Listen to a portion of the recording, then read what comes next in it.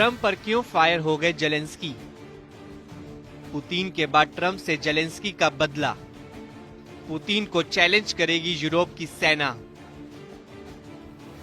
Zelensky ने युद्ध की सबसे बड़ी हुंकार भर दी है कि अब अमेरिका और यूरोप में महासंग्राम होने वाला है। रूस यूक्रेन में युद्ध विराम की हर संभावना खत्म हो गई है और इसी के साथ युद्ध में एटमी टर्न आ गया है।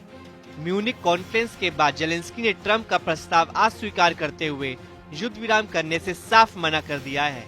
जेलेंस्की अमेरिका के बिना ही जंग लड़ेंगे।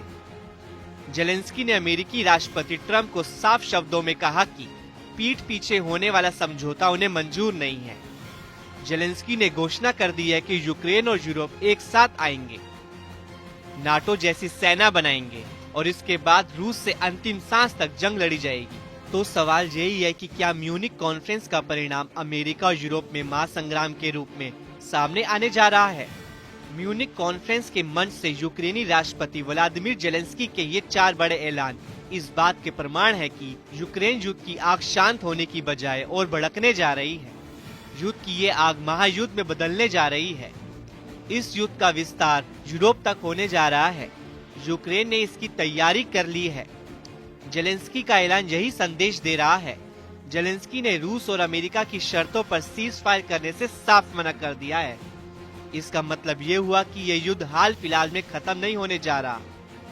जेलेंस्की रूस और अमेरिका की शर्तों पर नहीं बल्कि अपनी शर्तों पर युद्ध विराम चाहते हैं। लेकिन ट्रम्प के सीज फायर समझौते का जो ब्लूप्रिंट सामने आया है वह पूरी तरह से रूस के पक्ष में है। अगर इसके तहत युद्ध विराम हुआ तो इसकी कीमत न सिर्फ यूक्रेन बल्कि पूरे यूरोप को चुकानी पड़ेगी। यही वजह है कि जेलेंस्की ने सीज फायर से इनकार करते हुए जंग में उतरने और यूरोप को साथ में लाने की मुहिम छेड़ दी है। युद्ध विराम के लिए जेलेंस्की की अपनी शर्तें हैं। पहली बात तो यही है कि जेलेंस्की चाहते हैं कि युद्ध विराम यूक्रेन की शर्तों पर हो।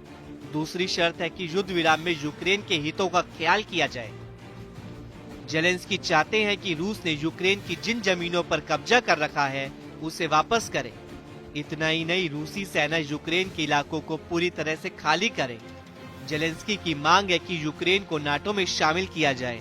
इतना ही नहीं, जेलेंस्की यूक्रेन के लिए अमेरिका की सुरक्षा गारंटी चाहते हैं। जेलेंस्की ने कहा कि युद्ध विराम के लिए वो सिर्फ रूसी राष्ट्रपति पुतिन से ही बात करेंगे। अमेरिका और रूस को ये मंजूर नहीं है। यही वजह है कि जेलेंस्की ने युद्ध की आग भड़काने का फैसला कर लिया है।